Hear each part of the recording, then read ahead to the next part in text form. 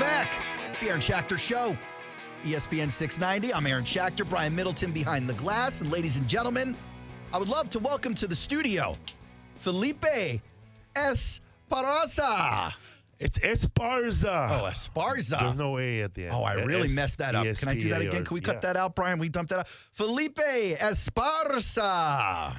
Welcome to the show. What's up, Aaron? How you doing, man? Aaron Schachter, how you doing? Felipe, you're going to be at the Comedy Zone this weekend, tonight. Not even this weekend. Tonight, you got the 7 o'clock show. You got the 9:45 show. Saturday, you're doing 2 shows, the early show, the late show. Sunday, you're doing the 7 o'clock show. You know they love a comedian when they get you up there 5 times in a weekend, man. That's a good weekend of work right there. Yeah, man. That's old school bookings right there, man. Yeah. Wednesday, Thursday through Sunday. Yeah, man. That's I remember back in the day when I first started doing stand-up, I was working with a headliner, and he was working Tuesday through Sunday. Ooh, not much funny about Tuesday. I know, man. Tuesday college. I remember the whole night, the whole weekend. Tuesday was college night. College Tuesday, get it 2 for free. Listen. Wednesday was military night. Thursday, couples. Friday, no VIPs. Because you make the money, yeah. It's always funny, man, when you hear like the messages, you know, like when a big comedian's coming up, you know. They say that this week we have Matt Rife, no passes. Yeah, No we're not damn papering the room passes. this weekend. Yeah. Then No you go the freebies. other week with an unknown comedian. This week we have the Love Master. 4 for 1. Yes, bring in You can get Sprite free can. Yeah, free tickets with canned food is really bring what in you a go for. tab. Next week we have the Chinaman. You really aged yourself with Tab, by the way. I know, man. It's really a boomer soda right there. Yeah, I was watching a show and they were like drinking it like gross. Like they were really all into Tab, and I remember like, that's like grandma soda. Yeah, Brian, you remember Tab? You ever drink Tab? No. It was like the first diet drink. What, was it even diet? I just remember it being flat. It didn't matter what you did to it. You could spike it with like Fireball. It wouldn't matter. It was Man, flat. you put alcohol in that drink, you're gonna just have alcohol. Yeah, it's just alcohol water. with brown water. This is very much Old school. Bring in Tang. it's the astronaut drink right Do you there. remember that? Yeah. People eating Tang. Of course. I remember kids talking about they would put it with their butter, or like they would butter or bread. Yeah, like and a then margarine put sandwich or Tang something. over Tang it. on there, yeah, for a little. It's a crunch and a sweet. It's me and my poor folks from back in the day. We would make sandwiches. Talking like about poor toast, and I was in Australia. I did a show in Sydney and the other place. that. Melbourne. Melbourne, yeah. And they eat a thing called fairy cakes. What's that? They do it for birthday parties. Like they have like a snack that they eat. It's called fairy cake. It's just a white bread with butter on it, and they sprinkle that confetti candy over it. Yeah, that's really poor person food right there. Yeah, they call it fairy cake. When I was a kid, I used to have Not just for fairies. cheese toast for dinner. Oh, that's just bomb though. Cheese toast was dope, especially with a good slice of American cheese at Brown's on the top. Yeah. Ooh, nothing like a charred piece of cheese to get me going. My wife puts like 2 slices, and I never had like a grilled cheese with 2 slices because my mom would put 1 slice. Sure, you can't waste the cheese. But yeah, man, 2 slices of That's cheese. That's living good right there. I like to put the slice of the cheese because I'm not patient enough for my pan to melt the cheese. Okay. So I put like butter on the pan, and then I flip over the cheese on it so it can cook with the butter. Then I flip it over and I close it. That's a cooking tip right there. Yeah, man. Fried good stuff. cheesesteak. You were talking about getting your start in stand-up. You're talking about your wife. These are things for you that go way back now. This isn't like some new thing for you.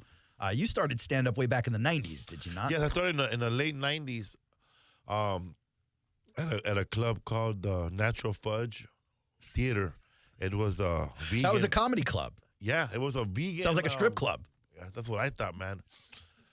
I thought it was a men-only club. Yeah. A gentleman's establishment. Gentlemen, Yeah. may I have the dancer? Yes. You go Boy, with a you can. top hat and a monocle and, I remember that place was a vegetarian restaurant. And I didn't know that was a vegetarian restaurant. Because the host would come up on stage and go, try the nut burger. Try the nut burger. I said, still haven't had the fudge. But it was a burger made with beans and nuts. This is an awful menu. Yeah, man. It was when vegan food was really bad. It's very unappetizing. When you would go like this, give me a sandwich, vegan. Sir, we got a mayonnaise and sprouts. I'll take it.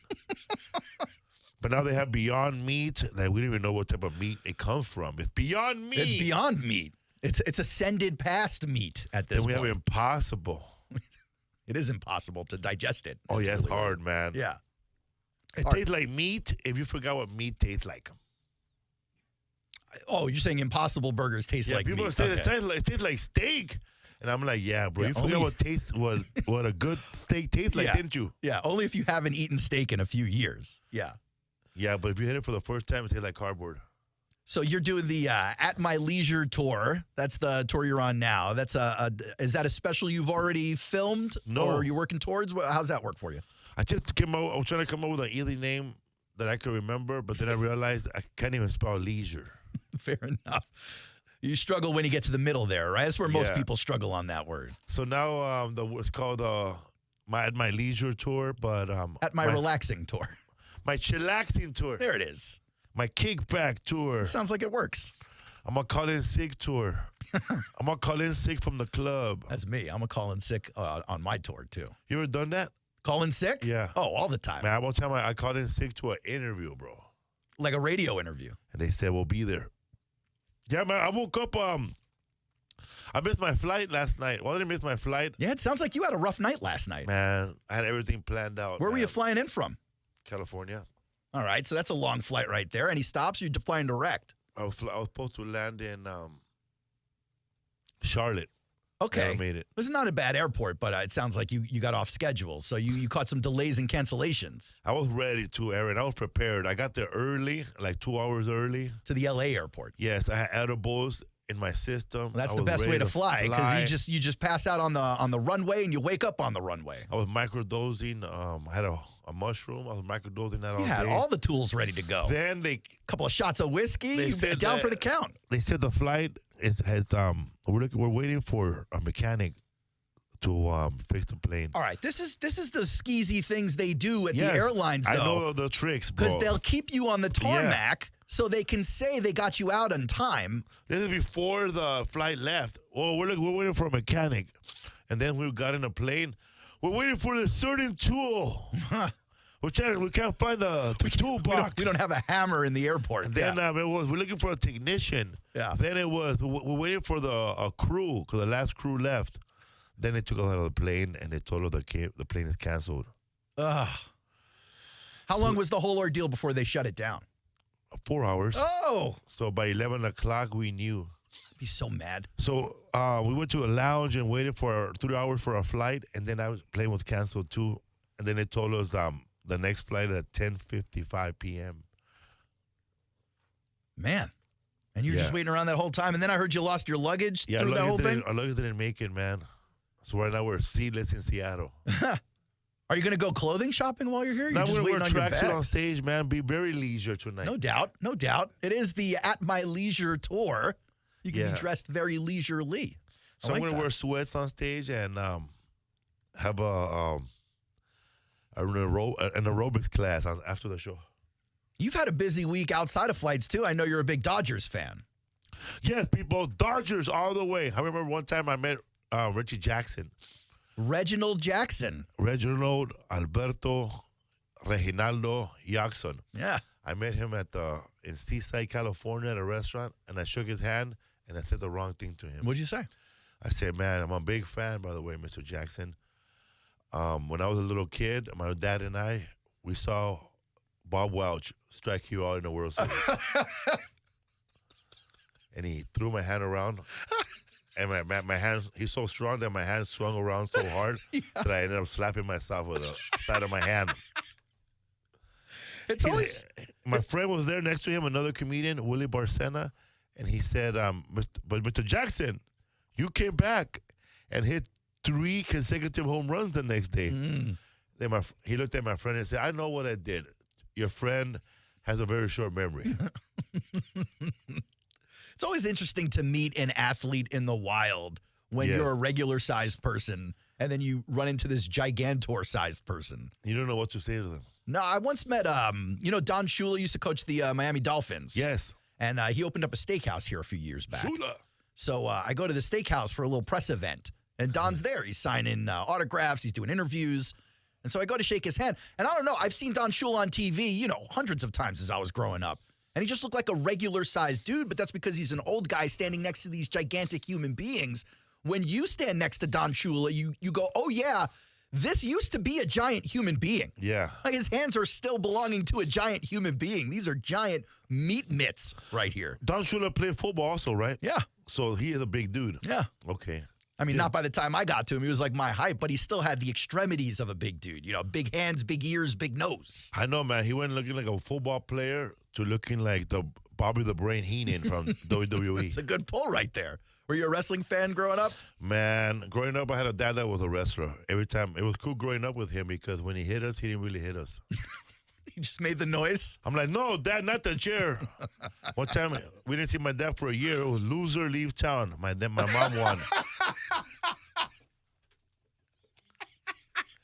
I remember watching wrestling, man, before Vince came in. Yeah. And in the Olympic auditorium, bro, we had female wrestling. We had roller derby. Did everything. Rock and roller games. Remember rock and roller? We had the T-Birds, and it was a female T-Birds and a male T-Bird. They used to just go around skating and hitting each other. Let me tell you something, man. Bring that back, please. 9-year-old Aaron was hot to trot on the Gorgeous Ladies of Wrestling and Rock and Roller games. Oh my God, that was like the highlight of my weekend. Oh my God, I was at the peak of puberty when that wrestling show came out, man. Yeah, me and you might be around the same age. And I remember, man. I remember all the hot ones from Glow. Miss Americana, Hollywood and Vine. Look at you. Who else? Oh, Ashley. I only remember Attila the Hun just because it was traumatic for me. I was like, I didn't realize ladies got that large. Remember, look up, guys, if you're listening, look up ladies of Gorgeous Ladies of Wrestling. Look for the wrestler named Ashley and another one named Goldust. And they used to fight. They were like the more on a feminine style of wrestling. They were hot. It was Ashley. They were the ladies part of Gorgeous Ashley Ladies of Goldust. Wrestling. And then there was another one, but they were like they were playing the Hollywood sleazy girls.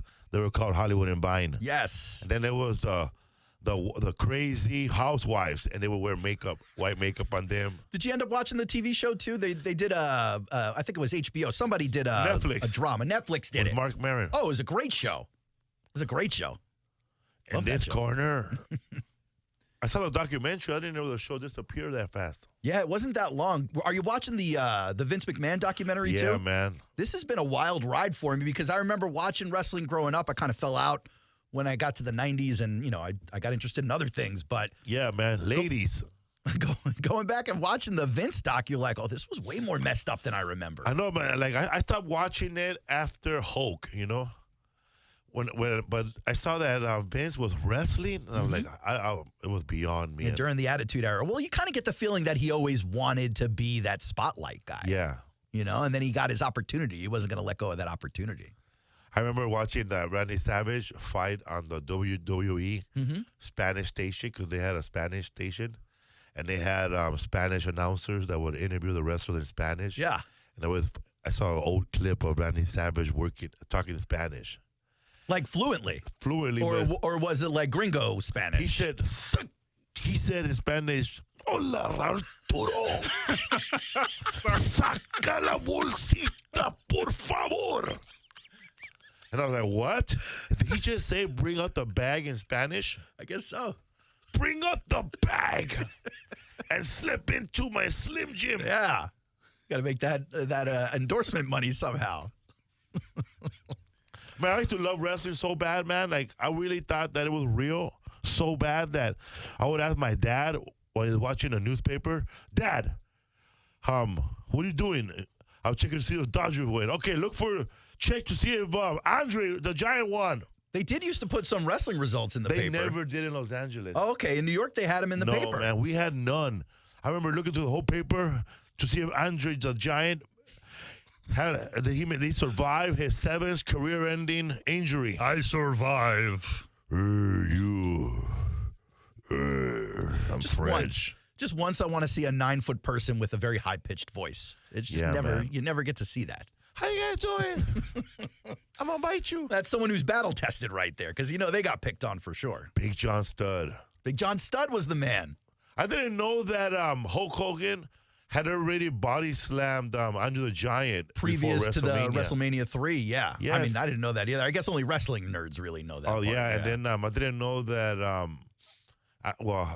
when Andre the Giant came to fight him, I didn't know that he had a bad back and bad shoulders. He couldn't even walk. He was brought in a crane. It makes sense, though, right? Like, the guy was 600 pounds or whatever. Like, you can't exist as a human and have that much gravity pulling on your body without paying the price. I saw the HBO documentary on Andre the Giant. That was a good one, too. Oh, my God. I didn't know he was pooping in the plane by himself. It's rough. It's a rough life.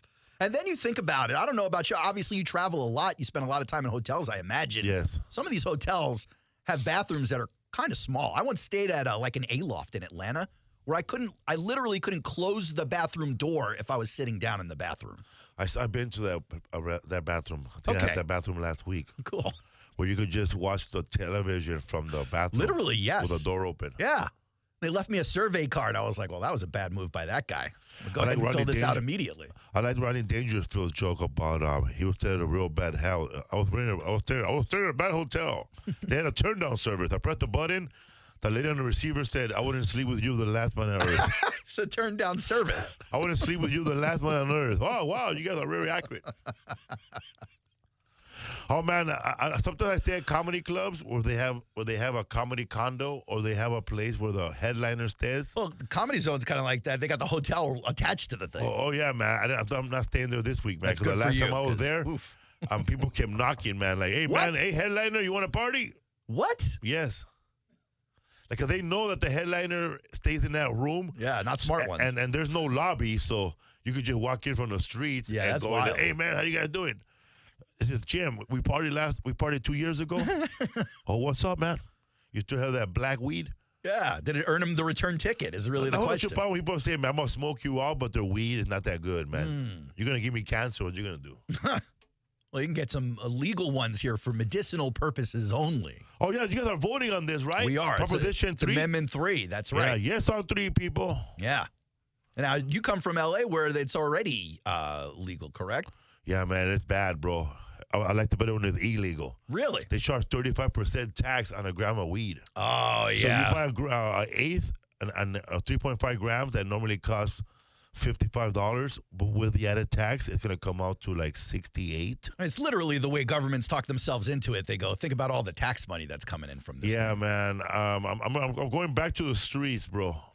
But you know one thing about legalized marijuana? It made it easier for a regular Joe to buy marijuana because back in the day, the regular Joe will walk up to somebody, man, and go, hey, man, you got any? And then you will give him the money, and hopefully he'll come back. Yeah, if you were lucky, or you didn't get stuck up right there. Oh, yeah, man. Like, I went with a comedian here named Adam Murray. He's a local Florida comedian. We went to go get some weed after the show, after the press, and that lady sold him 0.5 for like $60. Whoa. Paying a premium there, huh? And then she said, I told him, bro, you know that's not a 3.5 grams right there. Yeah, I know, man. I think she hosed me. I think she doesn't want you to be a customer anymore. That's what I think. Because if she would have robbed you, she would have not given you anything. But this is enough for you to look at it and say, I'm never coming back to this lady. Well, it's almost worse than getting robbed. It's insulting at that point. Yeah, especially when somebody sells something that normally costs $50, but he's going to charge you $55.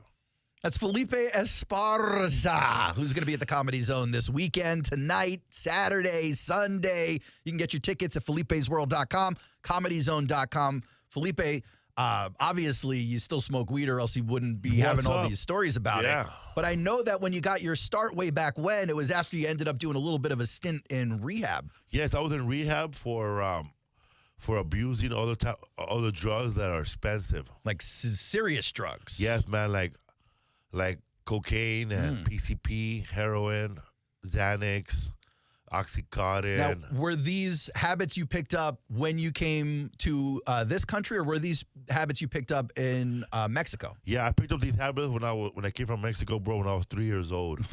I didn't realize that you were 3 when you came through. Yeah, I was 3 years old. That seems like a bit early to get started. And I had a monkey on my back, bro. I was like, everybody, we were crossing the border, and they had to stop because I wanted to use heroin, bro. I will say, even though I doubt at 3 years old that's happening, Sinaloa, which is where you were born, is definitely known for its cartel activity. Oh, yeah, man. I don't know what else Sinaloa will be known for besides producing two of the best Latino comedians, Paul Rodriguez and Felipe Esparza.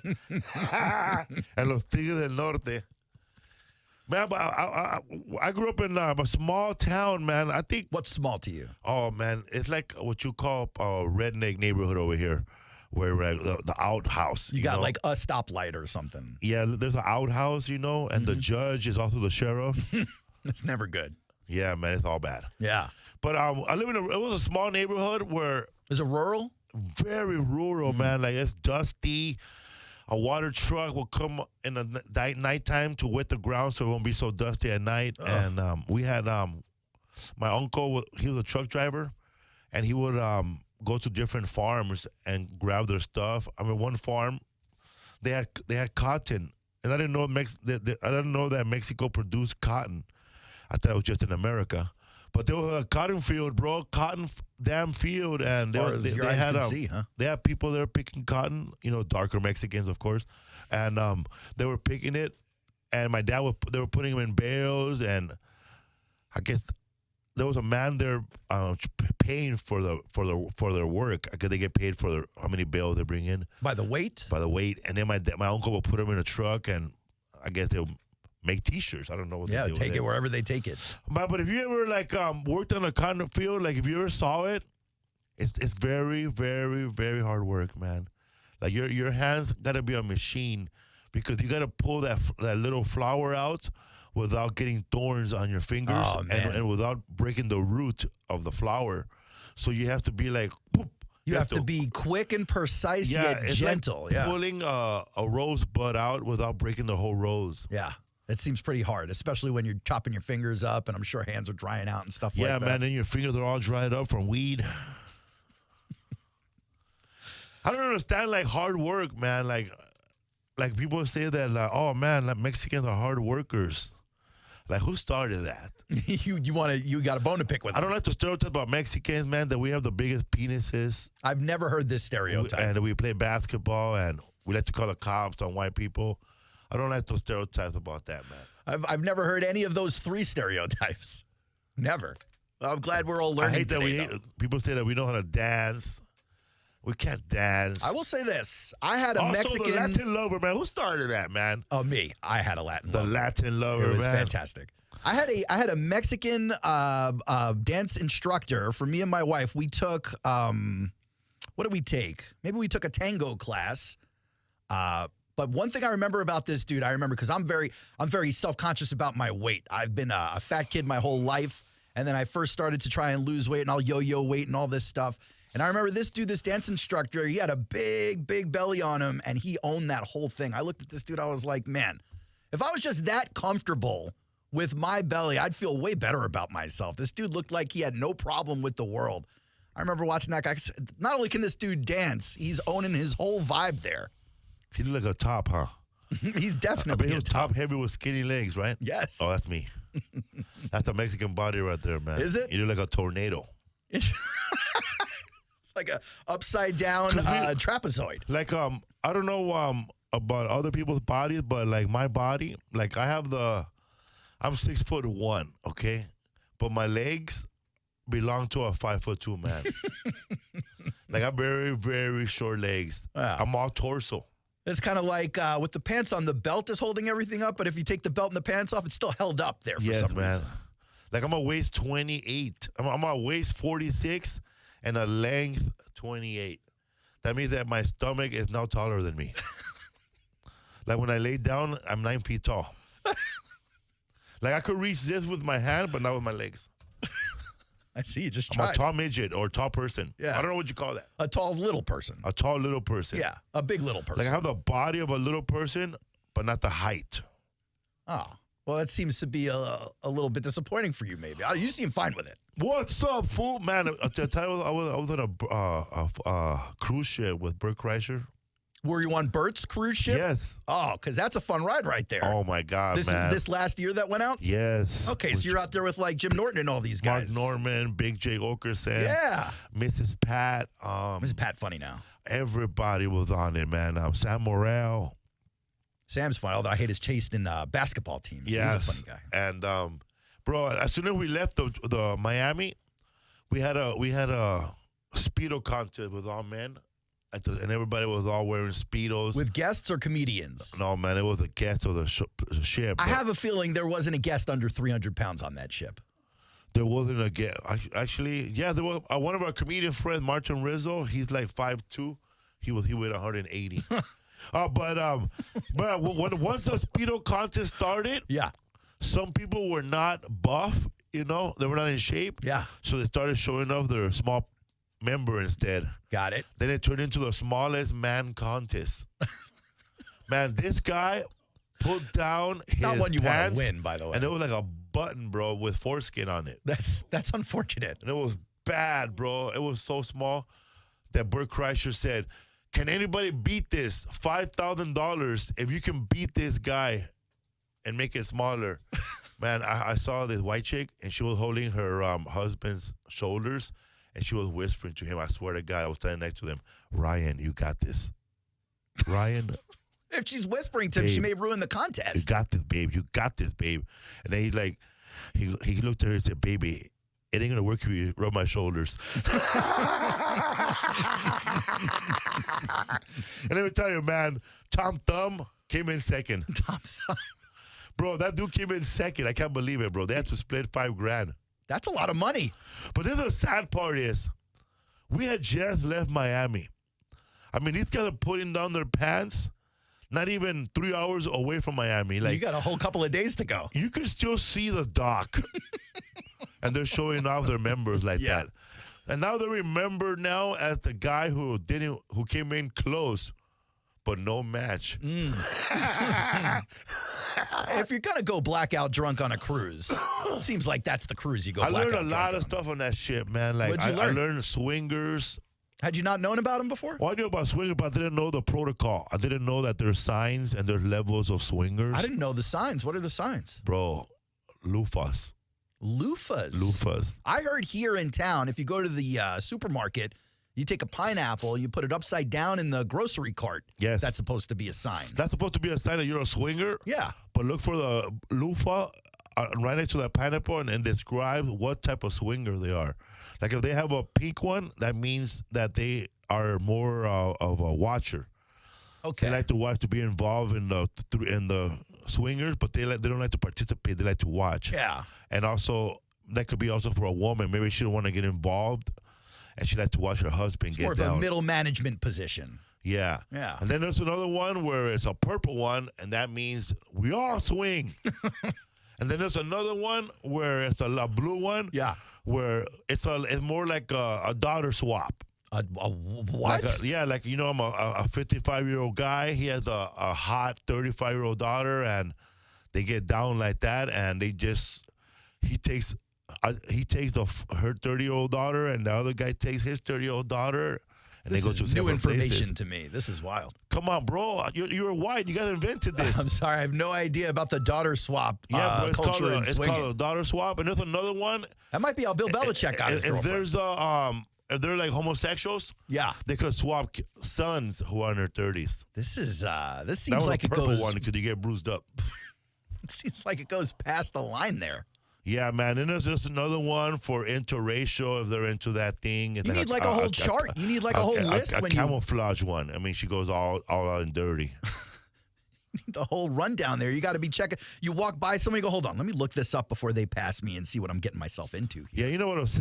I would never be one of these places because I'm pretty sure, man, I would hate to be there at a place like this, and that'd be the day that my member doesn't want to be a member. Doesn't want to be there. Yeah, doesn't want to be part of the club. Yeah, imagine you're there watching your wife be a whore the whole night, and you can't even get it up.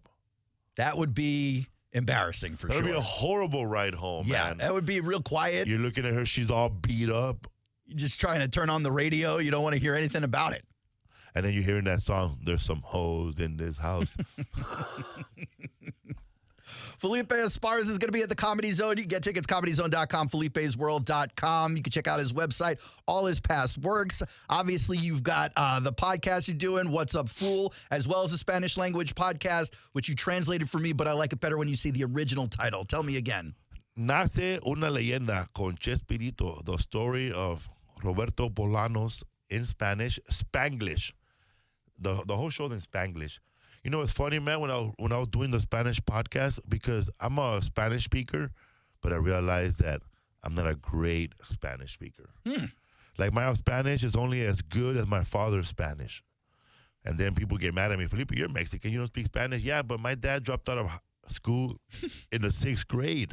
He didn't learn to enough. become a farm worker. So I learned Spanish from a retardie. So if he doesn't know a Spanish word, most likely I don't know the Spanish word.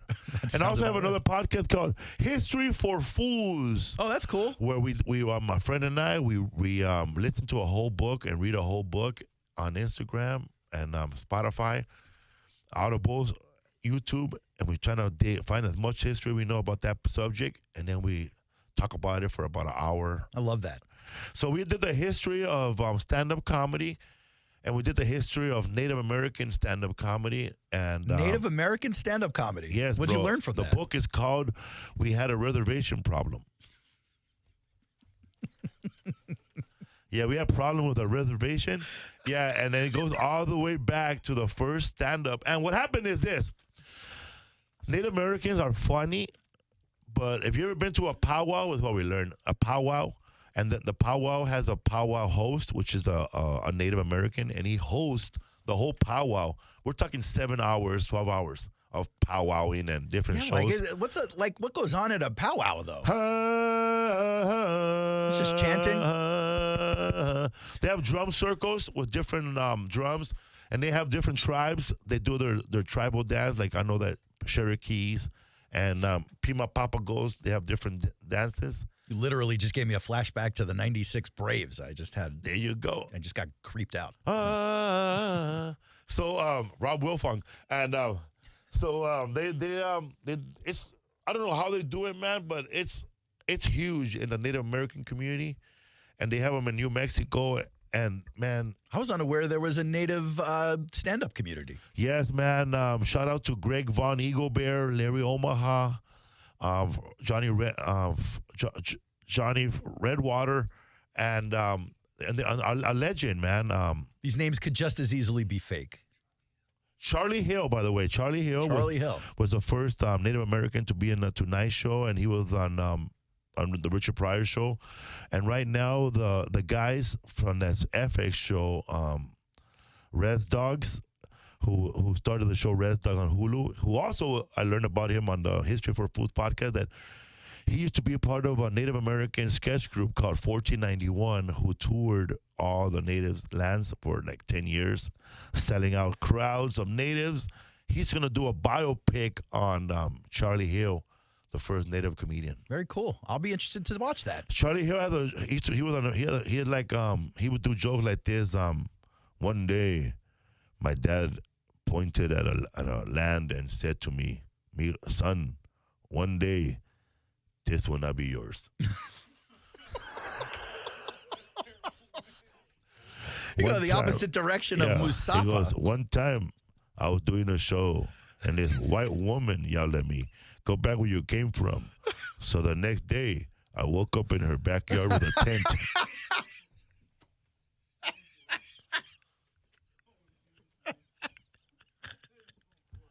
Yeah, bro, he kills it, man. Yeah. And he will close out with my harmonica, and he'll play the harmonica, go like this.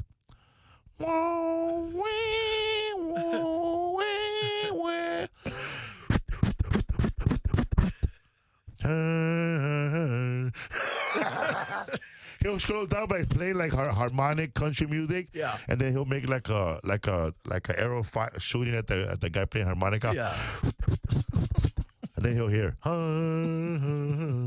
Also, man, what I learned was that you know how a lot of urban comics and Latino comics, we always make fun of when a guy has a side chick, a side piece, or baby mama. We actually have a segment on the show called Girlfriend, Wife, Side Chick News. Here you go, bro. You could add this to your show. Really. All right. Native Americans, when they have a side chick, they call it auntie. Huh. Like an auntie. Because I heard the native comedian, he goes, hey, when you go to the powwow, be sure to bring your wife. Because there's a lot of thirsty aunties out here. And then a bunch of native, get out of here. Yeah, man, if you have a thirsty auntie. And also, man, I learned that Native Americans have always had homosexuals in their tribes. It's not shocking. Yeah, bro, they're called man with two spirits. That sounds actually a little more poetic than just any other name that you've ever heard. Because they would use them, actually they would use them to take care of all the kids, and the women, while the men went out there to fight. They were called men with two spirits.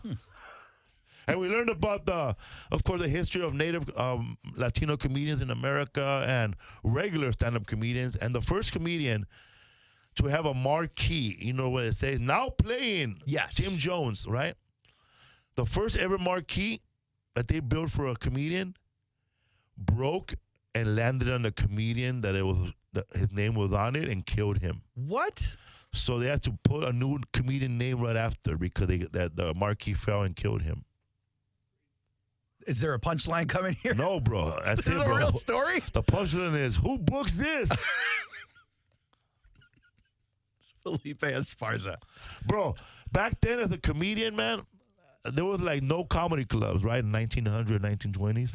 All there was Orpheum theaters and Fox theaters, Paramount Just imagine theaters. people on like street corners doing this thing. Yes, bro. And if you got booked by I think his name was Bill Orpheum, who owned all the Orpheum theaters. If you got booked at all the Orpheums to perform at their variety shows, you could take your contract to a bank and use that as like collateral to buy a home, because that was guaranteed money for the whole year, 3 years of working for Orpheum. Now, you try to go there with a punchline receipt, they would say, wow, man, you should get a second job. Yeah, you should.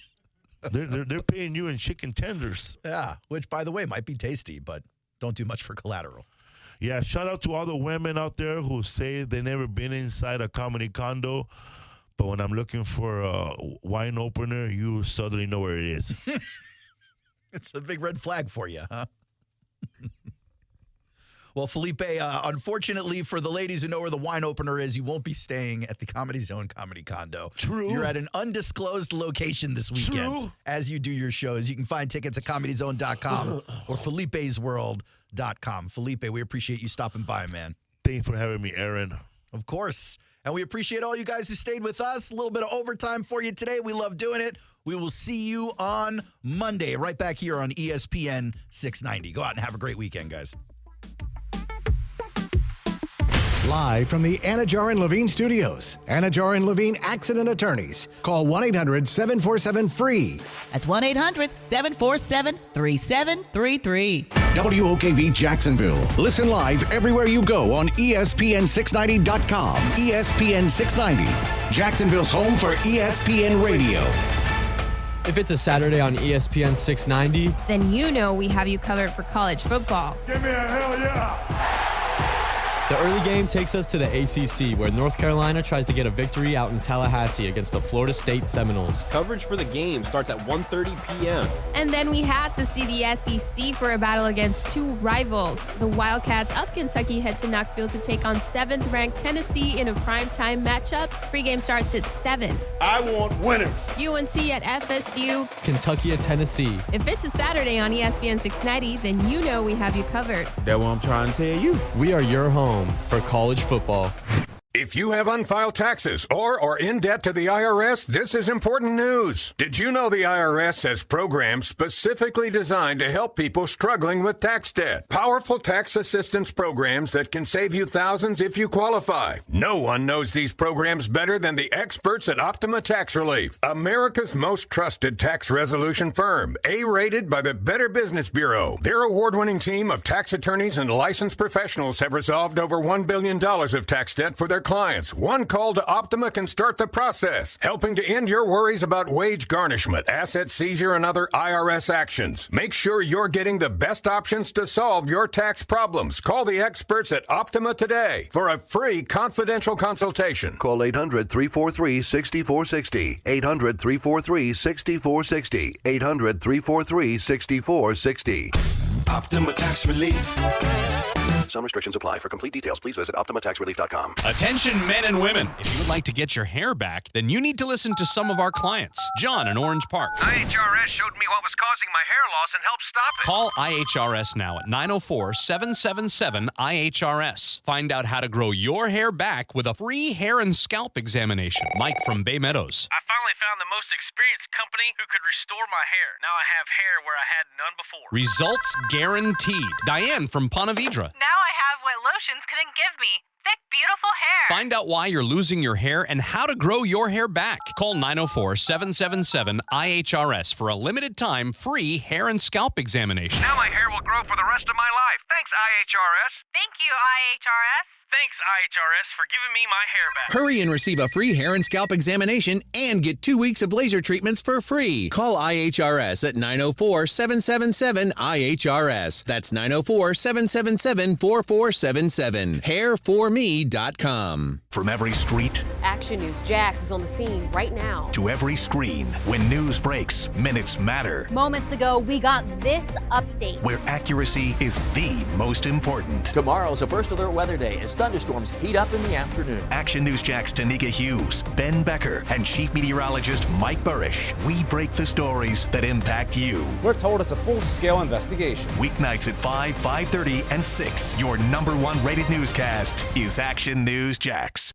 UNCF salutes HBCUs. Each year, UNCF awards more than 10,000 scholarships and helps 60,000 students build better futures. Go to uncf.org right now to donate. Remember, a mind is a terrible thing to waste. When it comes to protecting your family and your property, there's one name in the home security industry that has stood the test of time: SafeTouch Security. For decades, SafeTouch has been and continues to be the leader in home security systems, offering the latest technology at the lowest price. SafeTouch offers 5 layers of defense for your home, giving you peace of mind whether you're home or not. The SafeTouch Security Yard sign lets everyone know this house is protected.